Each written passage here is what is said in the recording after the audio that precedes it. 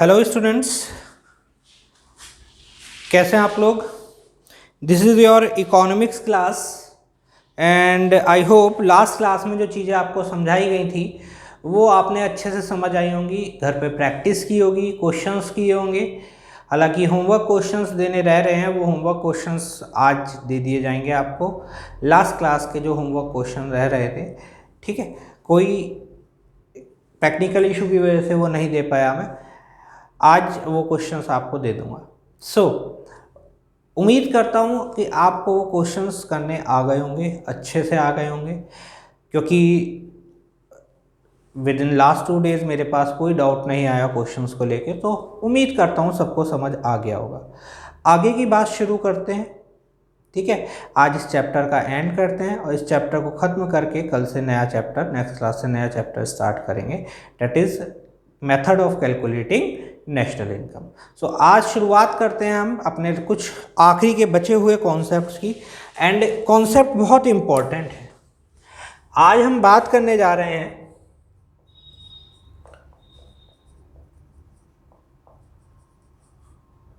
Nominal GDP and real GDP की, ठीक है। अब नॉमिनल और रियल तो पढ़ लेंगे, जीडीपी हमारे लिए बहुत पुरानी बात है, तो शुरुआत करते हैं, कोई नहीं। देखिए जी, नॉमिनल जीडीपी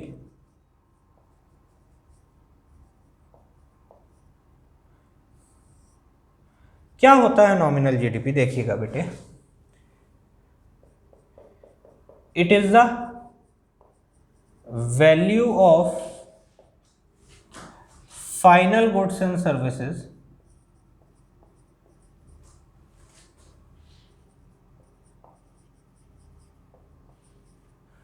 क्या है nominal GDP. It is the value of final goods and services, final goods और सर्विसेज की बात हो रही है, तो nominal GDP is the value of final goods and services produced in an economy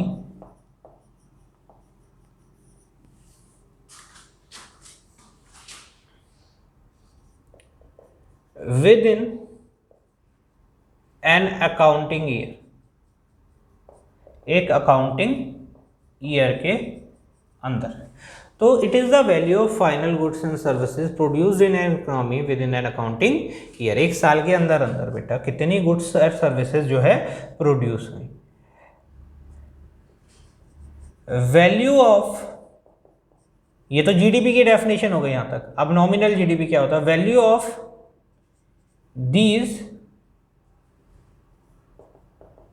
final goods and services, जो इन final goods और सर्विसेज की वैल्यू है, कैन बी कैलकुलेटेड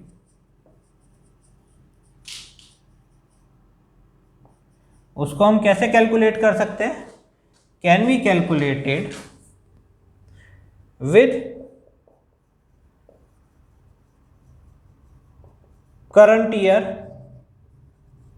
प्राइस, या can be calculated on the basis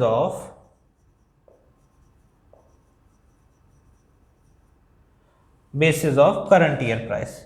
बहुत important बात है ये, जो है करंट ईयर के प्राइस पे कैलकुलेट करती है। लिखेंगे कि nominal GDP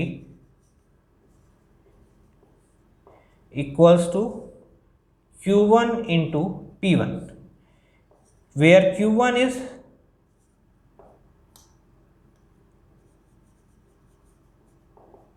quantity of current year, current year की क्वांटिटी होती है, and P1 is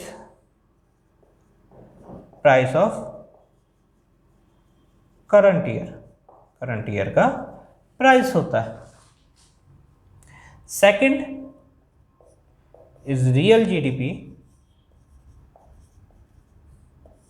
what is real GDP बेटे।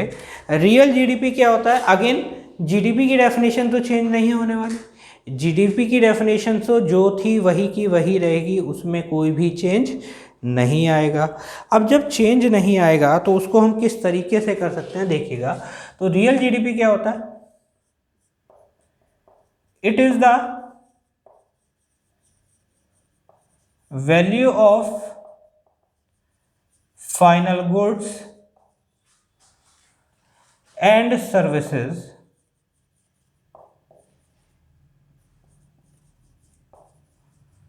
Produced in an economy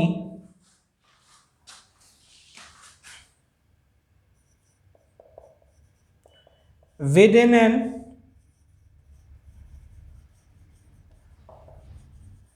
accounting year, एक अकाउंटिंग ईयर के अंदर value of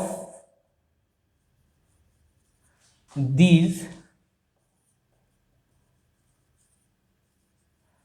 final goods and services can be produced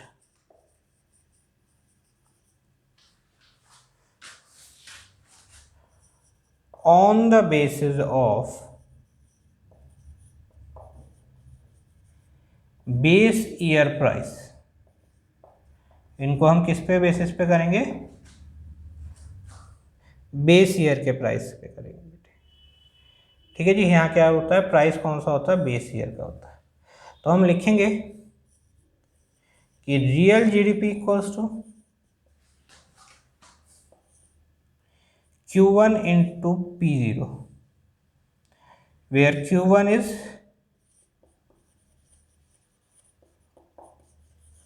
quantity of current year and P1 is P0 price of base year। Base year का price होता है बेटा, where Q1 is the quantity of current year and P0 is the price of base year. ठीक है। देखिए आगे आगे देखते हैं।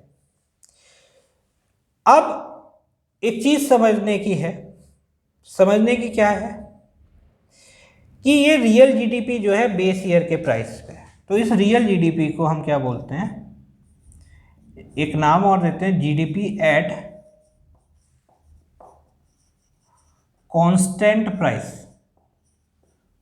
क्या नाम दिया? GDP at constant price. Constant price क्यों? क्योंकि बेटा ये जो प्राइस है बेस ईयर का है, पहले किसी साल का प्राइस है जिसको हमने बेस ईयर माना हुआ है। उस प्राइस को हम चेंज तो कर नहीं सकते, जो उस टाइम था वही लेना पड़ेगा, कांस्टेंट है। और करंट ईयर का प्राइस कैन बी फ्लक्चुएट, वो चेंज हो सकता है। अब यहाँ मुद्दा ये आता है, सोचना समझना हमें ये है कि अगर हम इकोनॉमी में देखें तो इकोनॉमी के लिए नॉमिनल जीडीपी एक अच्छा मेजर है या रियल जीडीपी एक अच्छा मेजर है? जीडीपी कैलकुलेट करने के लिए ये अच्छा मेजर है या ये एक अच्छा मेजर है? यहां क्या हो रहा है? यहां जीडीपी अगर बढ़ाना है, समझा देता हूं मैं, आप थोड़ा सा सोचेंगे उस चीज को लेके। अगर जीडीपी इंक्रीज करना है तो जीडीपी कैन बी इंक्रीज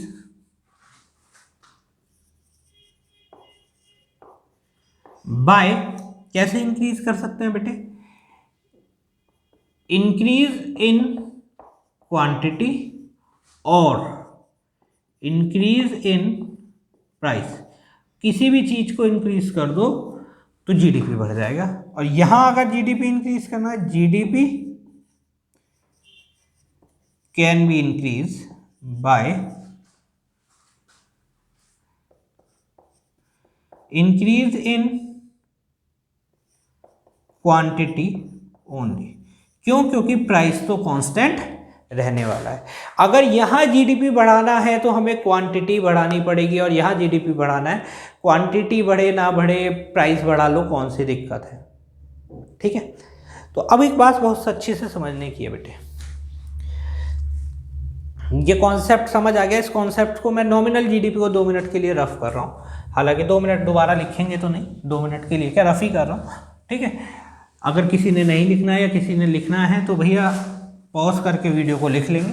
अब समझने की बात कीजिएगा, 2 दुकानदार हैं बेटे, एक रामलाल है और एक श्यामलाल है। ये भी महीने के 20,000 रुपये कमाता है, ये भी महीने के 20,000 रुपये कमाता है। ठीक है जी। ये क्या करता है, दोनों का काम क्या है, दोनों छोले भटूरे बेचते हैं, दिन के 20,000 रुपये के छोले भटूरे बेच देते हैं। ये 500 यूनिट बेचता है 40 रुपये के हिसाब से, ये 500 प्लेट बेचता है 40 रुपये के हिसाब से, ये 1000 प्लेट बेचता है 20 रुपये के हिसाब से। आपके हिसाब से कौन अच्छा दुकानदार है, बताइए बेटा, आपके हिसाब से कौन अच्छा दुकानदार है? आप किसको अच्छा दुकानदार बताएंगे? अगर बेटा आप कह रहे हैं कि सर देखिए अभी हम क्या है, हमारे दिमाग उतना अच्छा कॉमर्स में है नहीं जितना हम सोचते हैं। हम सोचेंगे कि भाई ये बढ़िया है, माल भी कम बेच रहा है और पैसे भी ज़्यादा कमा रहा है। धंधे का एक रूल होता है, ज़्यादा बेचो कम कमाओ, ज़्यादा बेचो कम कमाओ, प्रॉफिट मार्जिन कम रखो। देखो दोनों की कमाई बराबर है, दोनों की कमाई बराबर है। ठीक है। अब मुद्दा कहाँ आया, मुद्दा आता है भैया, क्योंकि ये 500 यूनिट, कभी भी जब हम यूनिट्स में बात करते हैं या कोई भी बिजनेस होता है वहाँ ओवरऑल प्रॉफिट नहीं होता, वहाँ ओवरऑल प्रॉफिट नहीं होता, प्रॉफिट चलता है पर यूनिट के हिसाब से, क्योंकि हर एक व्यक्ति को सेम रेट पे माल नहीं बेचा जाता। यहाँ छोले भटूरे की बात हो रही है, अलग की बात है। हर एक व्यक्ति को, किसी को ज़्यादा पे 2-3 रुपये, किसी को कोई स्कीम दे दी, किसी को कोई। तो हम देखते हैं हमारा पर यूनिट प्रॉफिट कितना है। और वैसे भी आप समझो, इसकी दुकान पे दिन भर में 500 लोग जा रहे हैं, इसकी दुकान पे 1000 लोग जा रहे हैं, इसकी दुकान पे ज़्यादा भीड़ दिखेगी, इसकी पे कम दिखेगी। फ्यूचर में इसके पास ग्राहक बढ़ने की पॉसिबिलिटीज़ ज़्यादा हैं, क्योंकि सस्ते रेट में भी दे रहा है। और 1000 लोग जा रहे हैं तो सस्ता खाली देख के नहीं जा रहे, कुछ टेस्ट भी दे रहा होगा, तो इसलिए 1000 लोग जा रहे हैं। समझाने का बात मुद्दा यही है बेटा कि जो ये है 1000 यूनिट जो बेच रहा है, इसके पास भले ही इसका प्राइस कम हो लेकिन कमाई ज़्यादा है। हमेशा कोई भी दुकानदार या कोई भी इकोनॉमी की बात करें, हम जीडीपी की बात करें, तो प्राइस ज़्यादा होना is not the effective thing. चीज़ें महंगी होना is not the effective thing, चीज़ें ज़्यादा बिकें is the effective thing. Quantity ज़्यादा होनी चाहिए, quantity matters, price doesn't matter. In case of अगर हम कंपैरिजन देख रहे हैं, अगर हम देख रहे हैं कि भाई कौन कितना माल बेच रहा है, किसके पास कितनी कैपेसिटी है, यही चीज़ें तो है ना। इकोनॉमी में अगर क्वांटिटी ज़्यादा है, भाई यहाँ पे अगर जीडीपी बढ़ाना है तो क्वांटिटी बढ़ानी पड़ेगी ना। वहाँ तो नॉमिनल जीडीपी में प्राइस बढ़ा के भी काम चल रहा था। तो हमें अगर क्वांटिटी बढ़ानी है तो क्या करना पड़ेगा भैया, मेहनत करनी पड़ेगी, अपनी सारी रिसोर्सेज लगानी पड़ेगी, बाहर से नई नई टेक्नोलॉजी इंपोर्ट करनी पड़ेगी, तो जीडीपी की क्वांटिटी बढ़ेगी। अब यहाँ चीज़ पे ध्यान दीजिएगा, यहाँ ध्यान दीजिएगा बेटा, अगर क्वांटिटी बढ़ती है, if there is increase in quantity, then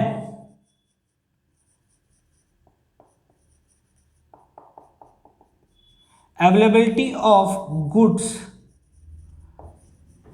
per person will also increase। अब इस बात का बहुत गहरा मतलब है, इस गहराई को ही समझना है। अगर हमारे जो है क्वांटिटी बढ़ती है या जीडीपी जो है रियल जीडीपी के बेसिस पे बढ़ता है, सिंपल सी बात है, क्वांटिटी बढ़ेगी। गुड्स और सर्विसेज की क्वांटिटी बढ़ती है तो जो availability of goods per person है वो भी बढ़ जाएगा। फॉर एग्जांपल समझ लें 5000 यूनिट प्रोड्यूस करते हैं हम पहले, ये कब है, पुरानी बात है। और नई बात क्या है, हम 8000 यूनिट प्रोड्यूस कर रहे हैं। हमारी पॉपुलेशन जो है, फॉर एग्जांपल हमने मान लिया 100 लोग रहते हैं हमारे यहाँ, हमारे देश में, एक एग्जांपल है। तो पर पर्सन जो है गुड्स अवेलेबल कितनी है, 50 गुड्स। और अगर यही 100 लोग पे 8000 गुड्स हैं तो पर पर्सन अवेलेबिलिटी ऑफ गुड्स जो है वो 80। तो क्या हुआ, अगर क्वांटिटी बढ़ती है, if there is increase in the quantity then availability of goods per person will also increase. Per person availability of goods जो है वो भी इंक्रीज होगा। This is called GDP welfare. This is called GDP welfare. और GDP welfare का जो best measure होता है वो क्या होता है? रियल जीडीपी होता है। क्या होता है बेटा? रियल जीडीपी होता है। होपफुली ये चीज समझ आई होगी आपको। एक लास्ट बस बातें रह गई हैं कुछ आपसे डिस्कस करनी, उसके बाद एक दो न्यूमेरिकल करेंगे जो in real GDP nominal GDP based होंगे। अभी जी बस जीडीपी वेलफेयर की कुछ लिमिटेशंस के ऊपर बात करनी रह गई है, ठीक है। 2-3 लिमिटेशंस हैं, जल्दी से पढ़ लेते हैं। होप करता हूँ यहाँ तक की बात अभी तक आपको समझ आ गई होगी अच्छे से, ठीक है। आगे बढ़ते हैं बेटे, आगे बढ़ते हैं, आगे की चर्चा करते हैं।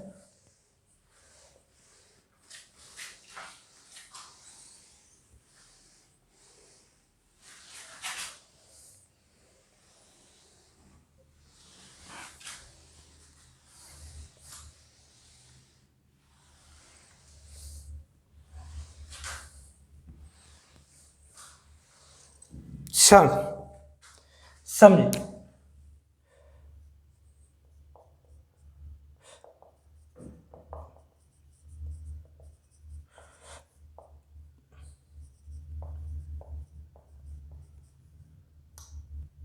Limitation of GDP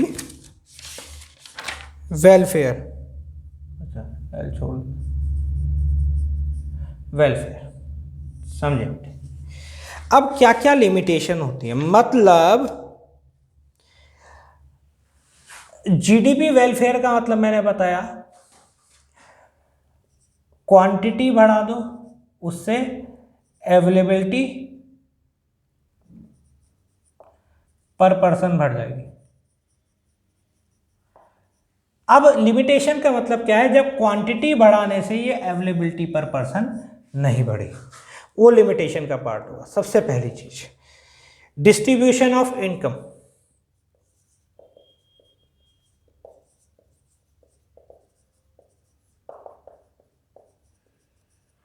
distribution of income, distribution of income बेटा, अगर हमारी इकोनॉमी में या हमारे देश में जो इनकम का डिस्ट्रीब्यूशन है वही अनइक्वल होगा या वो इक्वल नहीं होगा तो एक दिक्कत आएगी। क्या दिक्कत आएगी? कितनी भी क्वांटिटी बढ़ा लो, अगर पर पर्सन अवेलेबिलिटी ऑफ गुड्स 80 भी है ना, तो हमारे मोस्ट ऑफ द लोगों की जो कैपेसिटी है बाइंग द गुड्स वो 80 होगी ही नहीं। मतलब जब इंसान 80 गुड्स खरीद ही नहीं पाएगा, उसकी औकात ही नहीं है बेचारे की 80 गुड्स खरीदने की, तो वो 80 गुड्स अवेलेबल करा के फायदा क्या?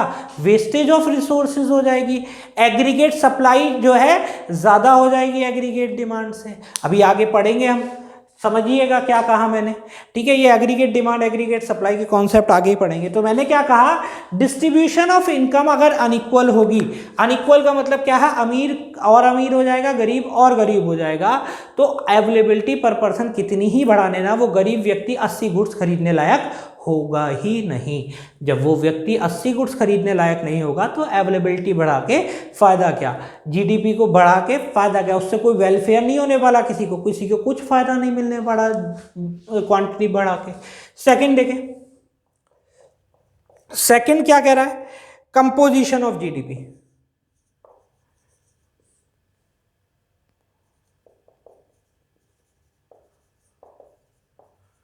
कंपोजिशन ऑफ जीडीपी, बेटा जीडीपी का मतलब क्या होता है? मैंने बताया अभी बेटे आपको, value of final goods and services.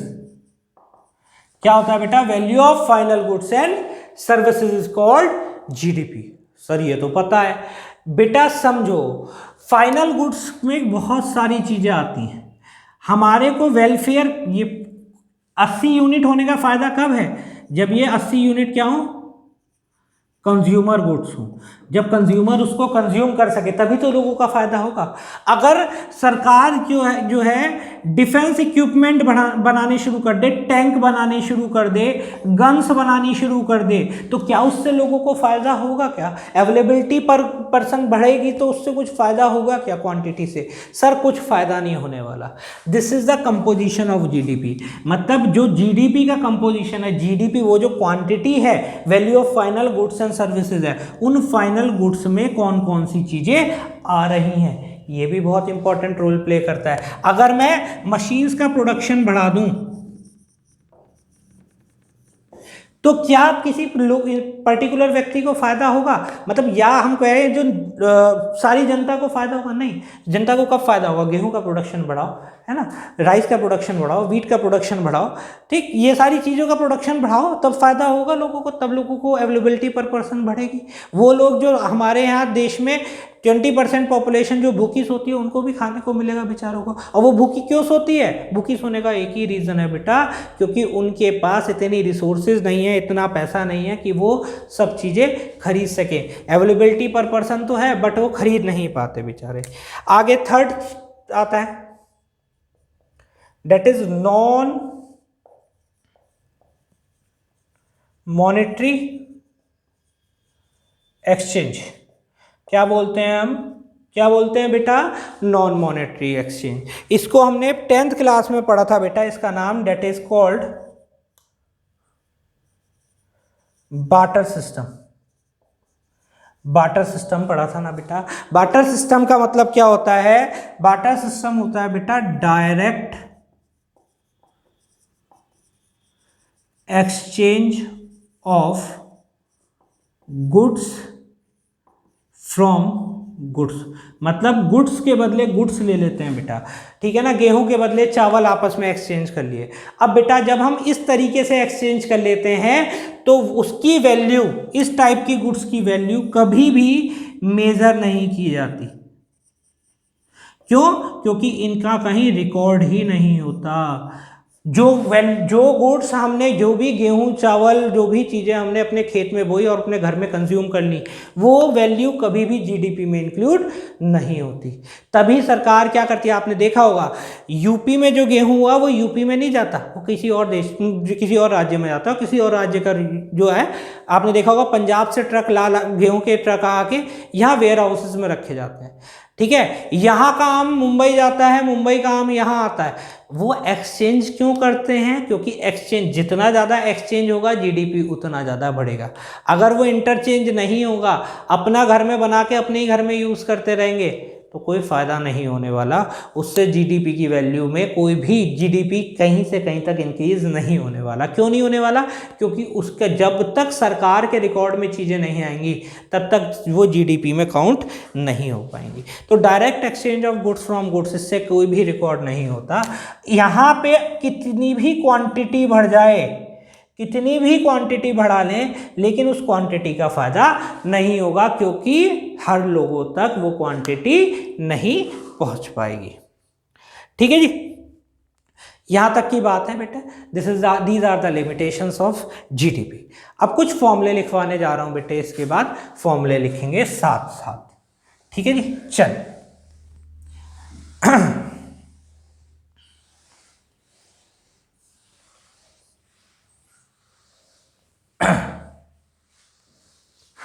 देखें बेटे, फॉर्मूला लिखवा रहा हूं,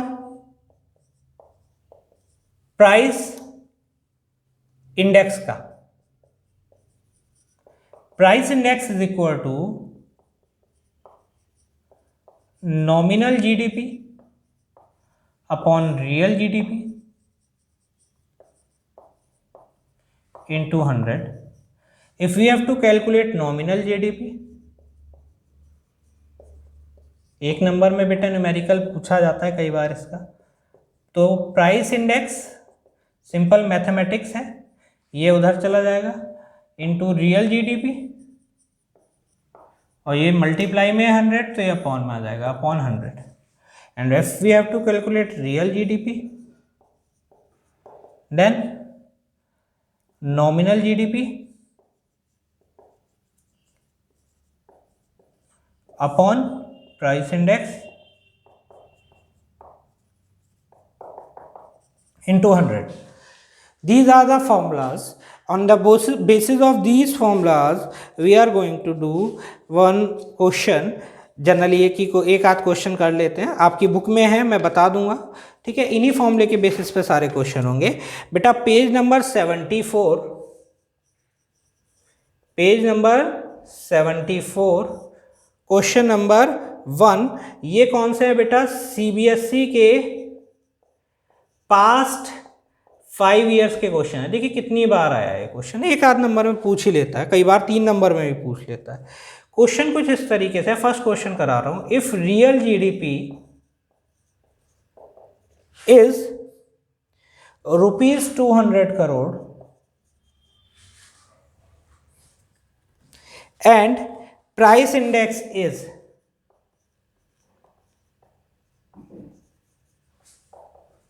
price index is with base 100 is 110. Calculate nominal GDP.